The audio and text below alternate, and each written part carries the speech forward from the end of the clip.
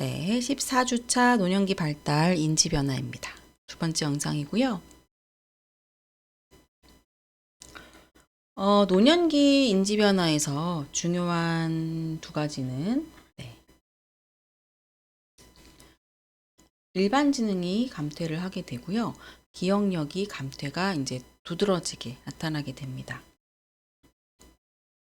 자, 유동성 지능과 결정성 지능은 이전 주차에서 설명을 드렸는데, 유동성 지능은 새로운 문제 해결에 필요한 그런 지능을 얘기를 해요. 이거는 성년기 이후에 쇠퇴가 나타나게 되는데 노년기에도 쇠퇴하게 되고요.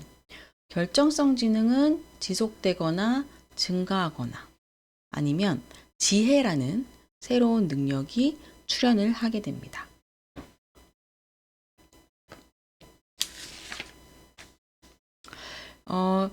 교재 보시면 지능검사의 종류와 자료 수집의 방법 부분이 있는데 이거는 한번 각자 읽어보시면 될 것 같아요. 노년기의 지적 능력과 영향 요인에 대해서 좀 살펴볼 건데요. 첫 번째 교육 수준입니다. 교육 수준에 대해서는 연령과 교육 수준이 역상관이에요. 연령이 많아질수록 교육 수준이 떨어지죠. 예전에 그러니까 세대 간에 따라서 교육 수준이 달라지는데 아주 예전이죠. 몇십 년 전에는 대학을 가지 않는 경우도 많고 고등학교까지만 공부를 하는 경우도 많았는데 최근에는 사실 대부분의 많은 사람들이 대학까지 교육을 받게 되는, 그래서 연령에 따라 교육 수준이 떨어지기 때문에 이것 때문에 지능을 측정할 때 횡단적으로 보통 연구를 하잖아요. 그러면 30세인 사람과 60세인 사람, 교육 수준이 30세가 더 높겠죠. 대학원까지 나온 사람이 많다거나 60세는 대학 졸업을 안 한 경우가 많다거나.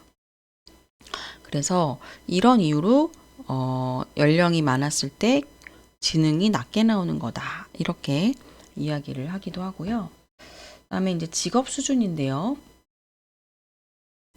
직업에 따라서 계속해서 뭔가 생각을 해야 되고 문제 해결이 계속 요구되는 그런 직업에서는 지능의 쇠퇴가 덜 일어난다고 합니다. 그다음에 건강 상태.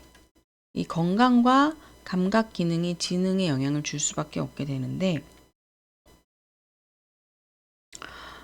예를 들면 동맥경화가 생기면 뇌로 가는 혈액의 양이 감소를 하면서 뭔가 지적 능력이 충분히 발휘되기가 어렵겠죠.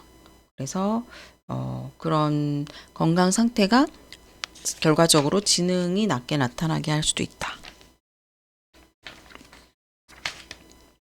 그리고 634쪽에 보시면 인지 능력의 급강화 현상에 대한 얘기가 나옵니다. 이건 뭐냐면 사망 직전에 지적 능력이 갑자기 훅 떨어지는, 그래서 언제 나타나느냐, 사망 직전 5년 정도의 이런 급강화가 확실하게 나타나게 되는데, 그래서 이제 노인분들을 관찰을 했을 때 지적 능력이 서서히 이렇게 감퇴가 돼야 되는데 갑자기 훅 떨어진다. 이런 분들은 5년 이후에 사망하게 되는 경우들이 많더라. 이런 연구들이 있습니다. 그 다음에 이제 기억으로 넘어갈 건데, 이제 기억이라는 거는 진짜로 노년기의 변화에서 가장 심각한 게 이 기억의 감퇴예요. 이때가 되면 기억이 깜빡깜빡 잘 안 나게 되는 거죠. 물론 이제 중년기 때부터도 시작되기는 하거든요. 주차장에 차를 주차를 하고 나중에 차를 다시 타러 갔을 때 내가 어디에 주차를 했는지 기억이 아예 안 난다거나, 이런 게 중년기부터 서서히 시작이 돼서 노년기가 되면 더 심각해질 수가 있는 건데요. 이 노인들은 이렇게 기억력이 감퇴된 거에 대해서 스스로 되게 좌절감을 느끼고, 뭔가 스스로 뭔가 자신감이 떨어지고 이런 원인이 되는 게 기억력 감퇴라고 합니다. 첫 번째로 할 것은 최근 기억과 옛날 기억이에요. 이건 뭐냐면, 하나의 논란이 있는데, 노인들이 과거 오래전에 일어났던 일을 최근에 일어난 일보다 더 잘 기억하는가? 이런 논란이 있는 거예요. 여러분은 어떻게 생각하시나요? 아마 이런 얘기 들어보신 분들도 계실 것 같아요.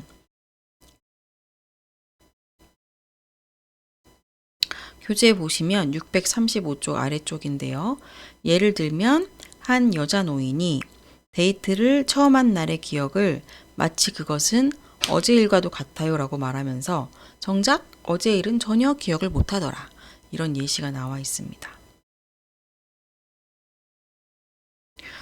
일반적으로는 어떤 사건이 이렇게 있으면 사건 직후에 기억이 되게 잘 되고 서서히 기억이 흐려져요. 근데 왜 노인은 과거 일에 대해서 더 잘 기억을 하고 최근의 일은 더 기억을 잘 못할까? 그 이유에 대해서 어떻게 설명을 하냐면, 옛날 일에 대해서는 강렬한 기억을 갖고 있다. 그리고 아무리 과거의 일이라고 해도 우리가 의미 있는 일만 기억을 하지, 과거의 모든 하루하루를 다 기억하지는 않잖아요. 그리고 최근의 기억은 좀 더 희미하게 부호화되었기 때문이다. 그래서 개인적으로 의미 있는 첫 데이트, 결혼식 날, 첫 아이의 출생, 이렇게 되게 뇌리에 딱 이렇게 새겨지는 그런 경우에는 오래전 기억이 더 선명하게 날 수 있는 것 같습니다. 그다음에 이제 미래 기억인데요. 미래 기억. 미래 기억은 뭐냐면, 말이 좀 이상하죠. 기억은 과거만 얘기하는 거 아닌가 싶을 수 있는데, 미래 기억은 우리가 뭐뭐 해야지 의도한 행위를 실제로 수행하기 위해서 해야 할 일을 기억하는 게 미래 기억입니다. 예를 들면 공과금 내야 되는데, 내가 4시간마다 시간 지켜서 약을 먹어야 되는데, 친구한테 이거 얘기 전달해야 되는데, 이런 것들이 미래 기억이에요. 그래서 계획과 수행에 대한 기억, 이거 뭐 해야지, 언제 뭐 해야지, 몇 시에 뭐 해야지, 수행하는 시점에 대한 기억, 이런 것들이 다 포함되는데, 이게 왜 중요하냐? 사회적 상호작용에 있어서 중요합니다. 뭐뭐 해야 되는데, 친구랑 어디 가기로 했는데, 이런 미래의 기억을 잊어버리고, 기억을 잊어버리면 어떻게 돼요? 지키지를 못하게 되잖아요.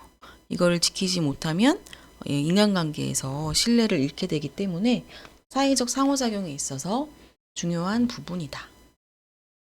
여기서는 두 가지가 있는데, 미래 기억에는 사건 의존 기억이 있고 시간 의존 기억이 있어요. 사건 의존 기억은 어떤 사건이 있을 때 내가 뭘 해야 해, 이렇게 사건에 의존해서 생각하는 미래 기억인데, 예를 들면 친구의 얼굴을 봤더니 기억이 났어. 얘한테 뭐 전달했어야 되지, 이렇게. 그게 사건 의존 기억이고, 그다음에 시간 의존 기억은 내가 2시에 치과 가야지, 이렇게 시간에 의존하는 기억입니다. 그럼 여러분은 어떤 게 더 기억하기 쉬울 것 같으세요? 사건 의존과 시간 의존 중에. 네, 사건 의존 기억이 사건이라는 단서가 있기 때문에 좀 더 기억하기가 쉽고요. 그래서 노인분들은 연구를 해봤더니 사건 의존 기억은 곧잘 기억을 하지만 시간 의존 기억에서 어려움이 있다라는 것이 연구를 통해 밝혀졌다고 합니다.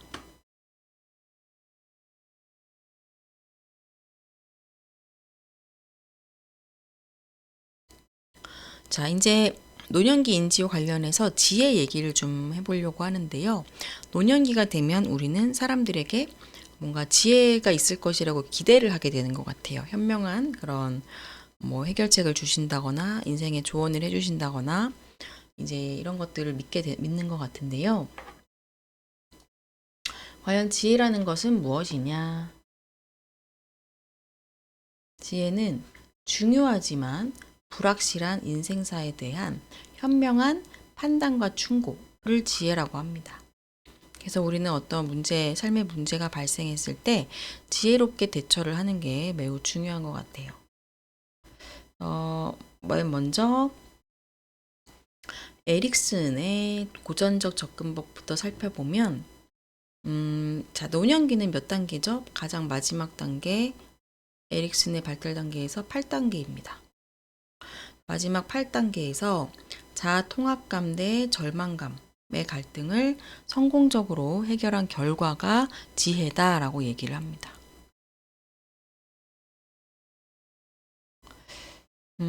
그래서 이 지혜라는 것은 뭔가 노년기에 내가 이제 얼마 이후에 죽게 된다는 것에 죽음에 직면을 하게 되면서 인생에 대해서 통찰을 갖게 되고 그것이 지혜로 나타나게 되는 건데요.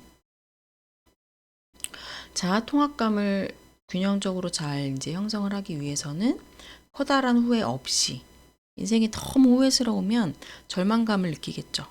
커다란 후회 없이 내가 살아온 인생을 인정을 하고 인생의 불완전함을 수용을 하면서 이런 자아 통합감이 생기면서 지혜가 나타나게 되는 거다 이렇게 얘기를 하고 있고, 두 번째 클레이튼과 미챔의 상황적 접근법입니다. 클레이튼은 지혜라는 것은 역설에 대한 이해다. 모순에 대한 화해와 타협의 능력으로 정의되는 게 지혜다. 이렇게 설명을 하고 있어요. 그래서 이 역설이나 모순에 대한 이런 성숙한 생각들은 다른 사람하고 잘 지내는데도 도움이 많이 될 수가 있습니다. 내가 어떤 행동을 했을 때 이게 다른 사람에게 어떤 영향을 미칠까에 대해서 좀 신중하게 생각을 할 수 있기 때문이고요. 그래서 이런 클레이트는 가치관이 관련된 사회적 문제 해결에 있어서 지혜가 되게 요구된다. 미챔은 지식의 습득과 지식의 본질적 오류를 인식하는 사이에서 균형을 이루는 게 이제 지혜로운 사람의 특징이다라고 얘기를 하고 있어요. 그래서 미챔의 얘기는 지식을 많이 갖고 있는 게 지혜라는 건 아니다. 지식을 어떻게 잘 사용하느냐, 그게 이제 지혜다라고 얘기를 합니다. 그러면 라보비 비프는 어떻게 지혜를 얘기하고 있느냐?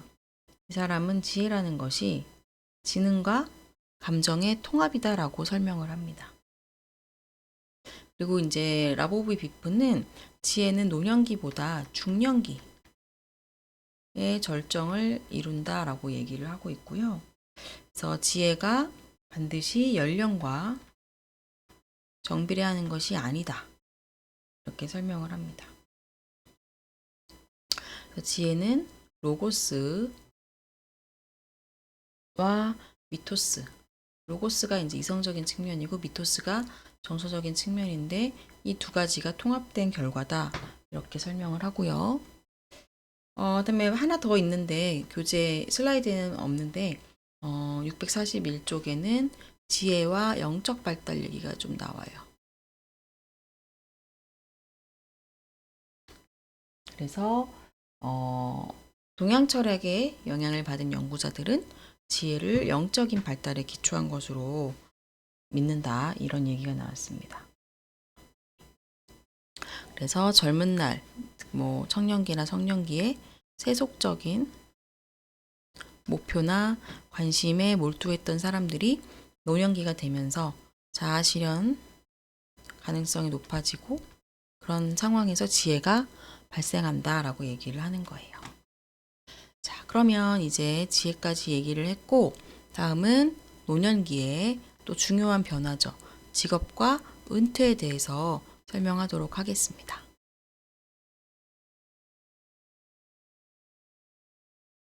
노년기가 되면 이제 은퇴를 본인이 원하든 원치 않든 은퇴를 해야 되는 시기가 오죠. 은퇴는 뭐 물론 더 일찍 은퇴를 하고 요새는 또 자발적으로 조기에 은퇴를 하는 경우들도 있지만 보통 뭐 60세 전후, 물론 요새는 50대도 은퇴를 많이 하고 아니면 뭐 길게 직업을 갖는 경우에는 65세 때 퇴직을 하는, 은퇴를 하게 되는 요 때쯤에 은퇴가 많이 발생을 하고 있습니다. 이 은퇴라는 게 사람에게 미치는 어떤 영향이 상당히 큰 것 같은데, 왜냐면은 일이라는 것이 경제적인 생계를 유지하는 그런 수단만이 되는 건 아니에요. 우리에게 정신적인 욕구를 충족시켜주는 그런 중요한 역할을 하는 것도 일이 하고 있는 역할인데, 은퇴를 하게 되면 이런 정신적인 욕구를 충족했던 이 일하고 멀어지게 되는 거죠. 하지만 자기가 원하지 않더라도 이제 은퇴를 하게 되고, 은퇴 이후에 주로 이제 은퇴를 하게 되면 일을 안 해도 되니까 하루 종일 여가 생활을 하면서 여가 위주의 생활로 떠밀리게 됩니다. 그리고 이전처럼 경제적인 수입이 없죠. 수입이 줄어들고 수입이 뭐 절반으로 줄거나 3분의 1로 줄어들거나, 네, 이렇게 경제적인 자원이 박탈되게 됩니다. 근데 우리 사회는 매우 일지향적인 사회예요. 네. 그래서 은퇴를 한 사람들은 주변 인물로 인식이 될 수 있고, 또 경제활동을 했던 인구에서 부양을 해야 되는 인구로 전환되기도 합니다. 그리고 이제 은퇴를 크게 그걸 크게 경험하는 분들은 내 존재의 의미가 상실되었다, 이렇게 상실감을 경험하시는 분들도 계시는 거예요. 그래서 이 은퇴에 대해서도 이제 단계를 나눠놨습니다. 그래서 보시면 총 몇 단계죠? 7단계. 은퇴 단계를 총 7단계로 하고 있는데, 자, 첫 번째 단계는 먼 단계예요. 먼 단계는 은퇴에 대한 준비를 하지 않습니다. 아직 은퇴가 되게 멀게 느껴지고 내일처럼 생각이 안 되는 단계죠. 그다음에 두 번째 단계는 근접 단계예요.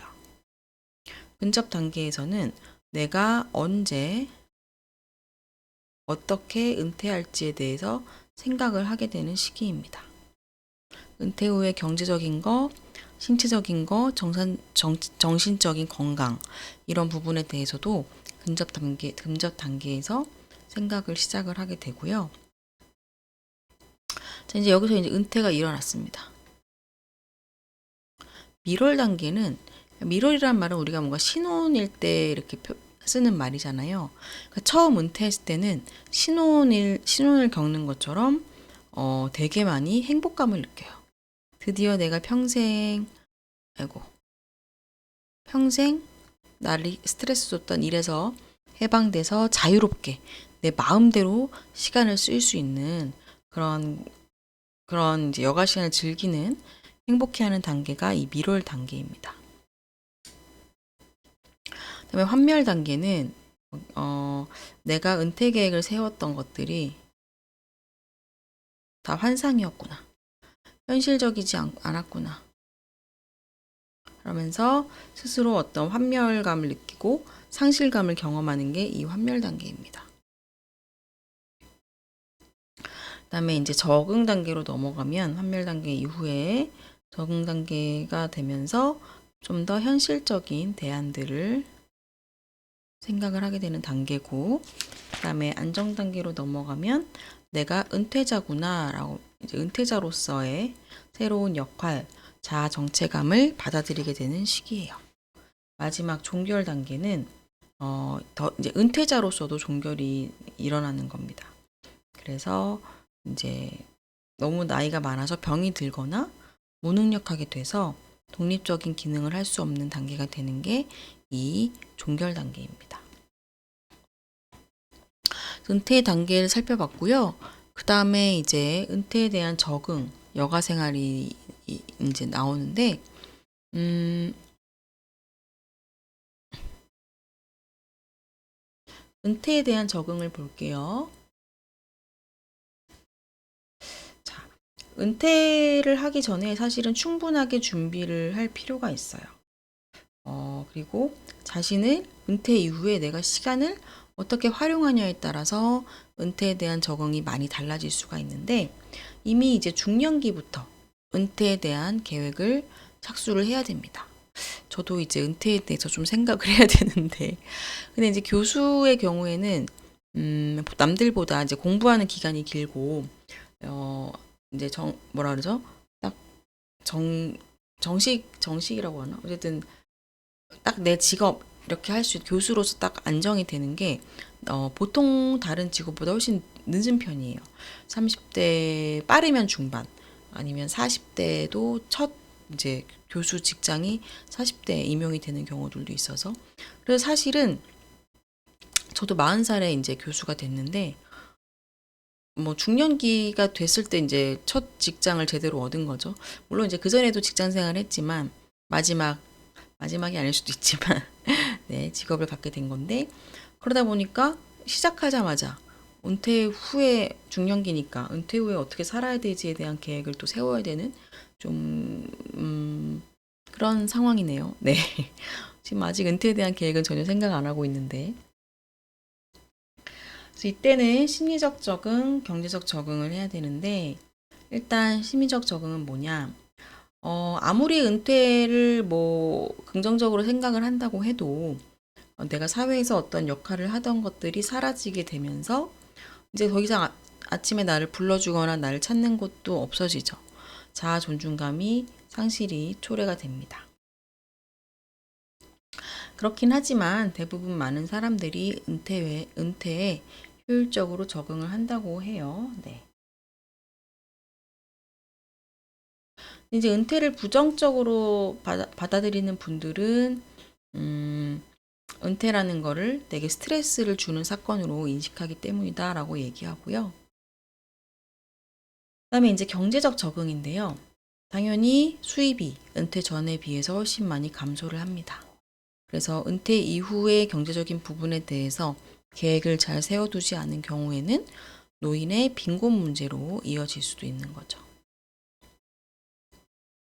그다음 이제 부부 간의 적응인데, 이제 은퇴를 하게 되면 둘 다 출근을 안 하니까, 뭐 맞벌이였던 경우에 집에서 있으면서 둘이 이제 부부가 같이 함께하는 시간이 막 엄청 늘어나게 되죠. 근데 이때 오히려 결혼 만족도가 증가할 수도 있고 감소할 수도 있습니다. 그래서 이때를 뭐 제2의 신혼기처럼 받아들이는 부부도 있지만 그렇지 않은 경우도 있는데, 그래서 이때는 같이 뭔가 취미를 한다거나 친밀감을 나눈다거나 이런 활동들이 되게 중요하게 작용할 수 있고요. 그 다음에 이제 여가 생활인데, 회사를 가지 않고 일을 하지 않게 되니까 하루 생활의 대부분이 이제 여가로 채워지게 되는 거죠.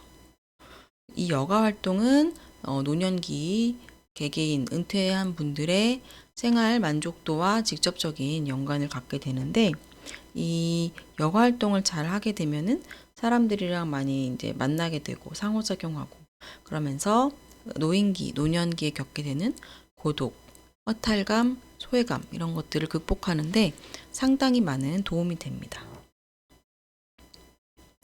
그래서 현재 이제 노인복지관 시설들이 엄청 잘 되어 있더라고요. 한번 그 서원구 노인복지관에 한번 그때 가서 그 노인복지관 어떻게 시설이 되어 있는지 이런 거를 살펴본 적이 있었는데, 생각보다 훨씬 시설이 너무 잘 돼 있어서 깜짝 놀랐고, 노년기에 이런 복지관 시설을 잘 이용을 하면 그렇게 외롭거나 우울하지 않게 노년기를 잘 지낼 수 있겠구나 이런 생각이 들 만큼 프로그램도 엄청 다채롭고 또 시설도 엄청 막 최신식의 시설들도 많더라고요.